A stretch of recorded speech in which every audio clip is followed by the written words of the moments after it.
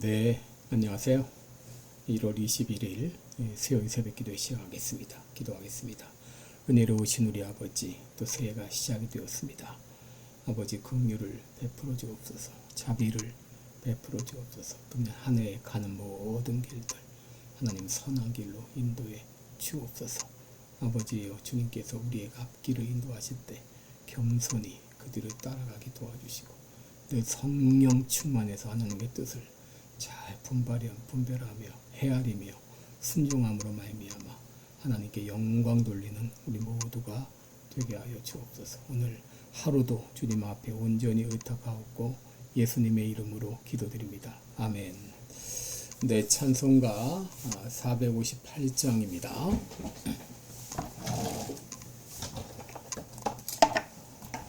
458장, 예전 찬송가는 513장입니다. 458장 부르겠습니다.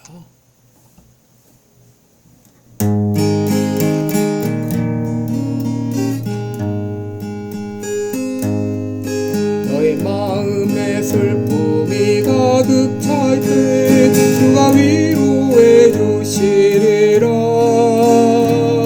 아침에 같이 빛나는 마음으로 너 십자가 지고 가라.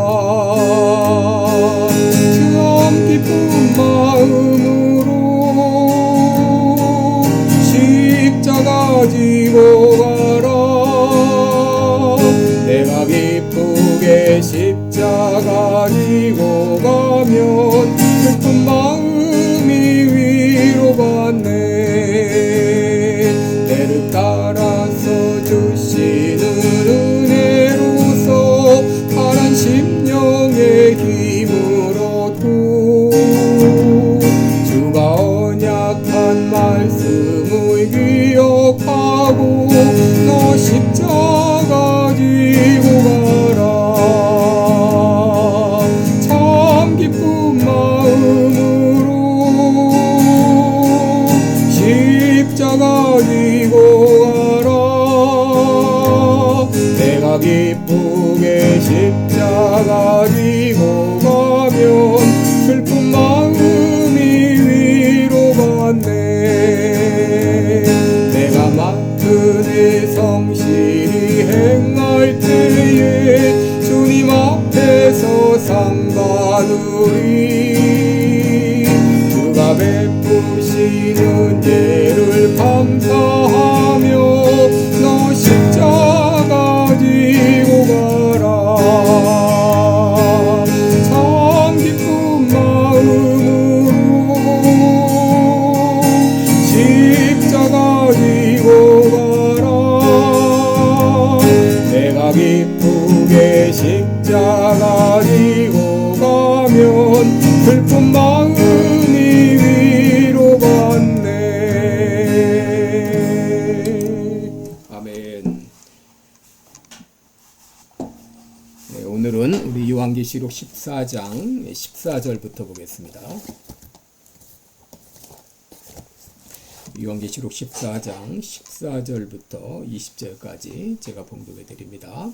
또 내가 보니 흰 구름이 있고 구름 위에 사람의 아들 같은 이가 앉았는데 그 머리에는 그 면류관이 있고 그 손에는 이한 낫을 가졌더라.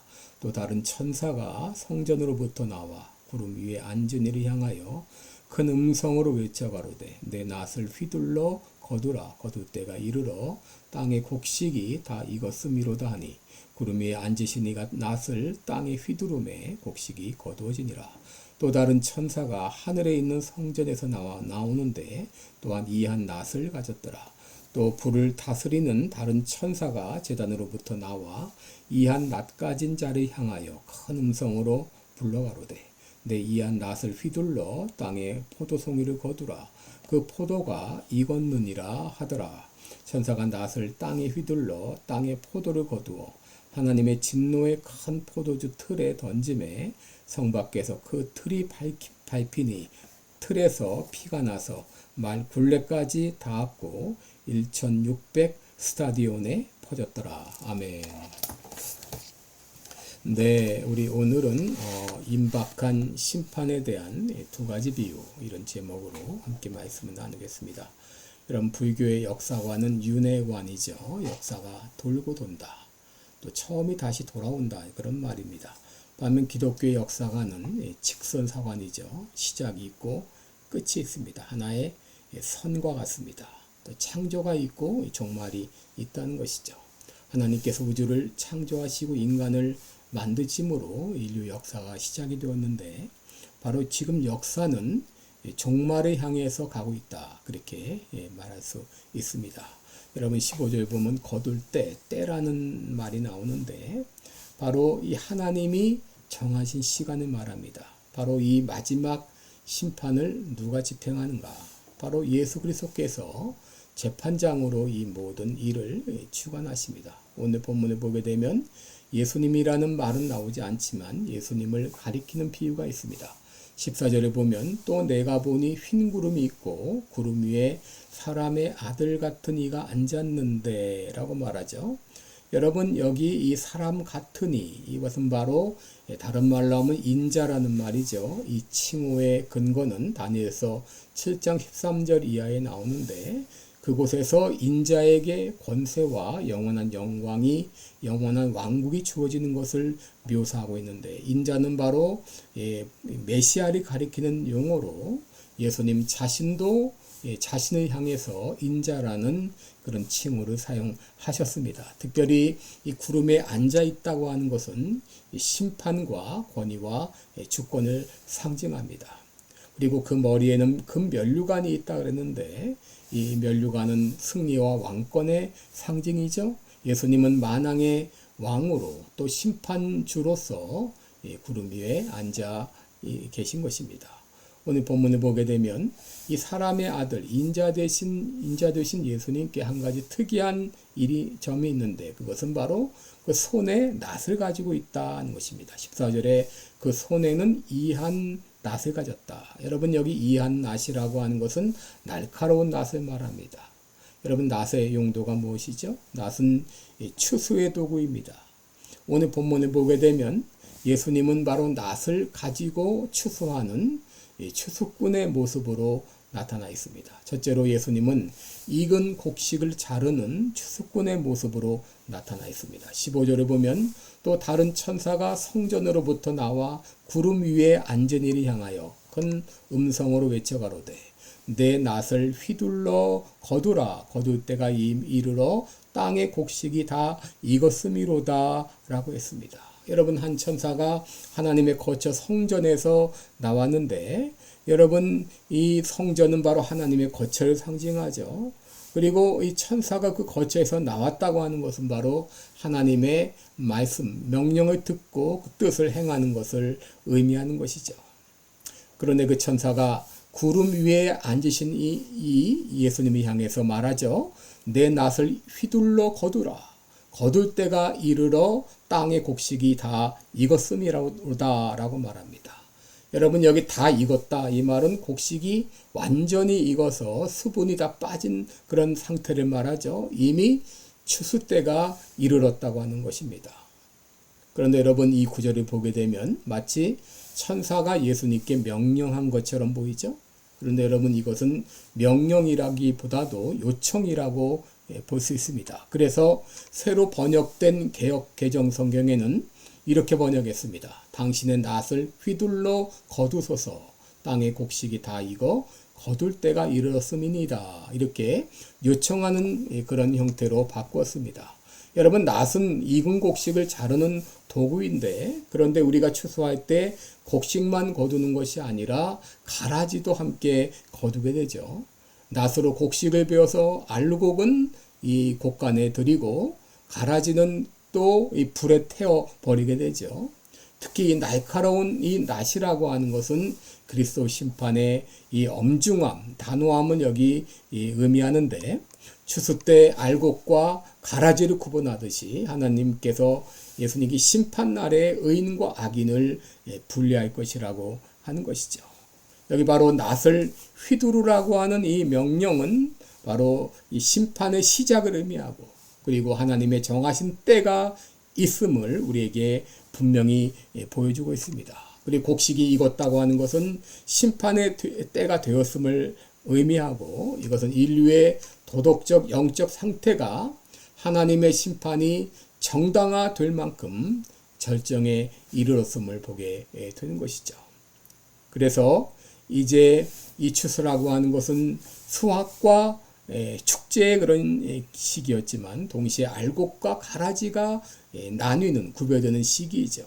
바로 하나님께서 이렇게 이 이한 낫으로 날카로운 낫으로 곡식을 베어서 알곡과 가라지를 구분하듯이 바로 이렇게 하나님의 심판이 있을 것을 여기 말씀하신 것이죠. 둘째로 하나님의 심판은 이한 낫, 이 날카로운 낫으로 포도송이를 추수하는 모습으로 묘사했습니다. 18절에 보시면 또 불을 다스리는 다른 천사가 제단으로부터 나와 이한 낫 가진 자를 향하여 큰 음성으로 불러가로되 내 이한 낫을 휘둘러 땅에 포도송이를 거두라. 그 포도가 익었느니라 라고 했습니다. 여러분 여기 불을 다스리는 천사는 심판과 관련된 역할을 하는 천사인 것을 알게 되죠. 그리고 성경에서 불은 종종 하나님의 심판의 상징으로 사용됩니다. 이 소돔과 고모라 성도 불과 유황으로 심판을 받았죠. 여러분 천사가 제단에서 나왔다고 하는 것은 이것은 바로 이 제단, 요한계시록에서 이 제단이라고 하는 것은 성도들의 기도와 그리고 순교자들의 영혼이 부르짖는 그런 곳입니다. 바로 그곳에서부터 나와서 큰 음성으로 불렀다고 하는 것은 메시지의 긴급함과 권위를 말해주고 있는 것이죠. 그리고 낫을 휘둘러 포도를 거두라고 하는 명령은 포도 수확의 이미지를 떠오르게 합니다. 여러분 성경 시대의 이 포도 수확은 아주 중요한 축제, 페스티벌의 시간이었죠. 그런데 예언서에서는 종종 하나님의 심판을 상징했습니다. 이 포도가 익었다고 하는 이 말, 이것은 곡식이 익었다는 말과 같이 심판의 때가 임박했음을 보여주는 것이죠.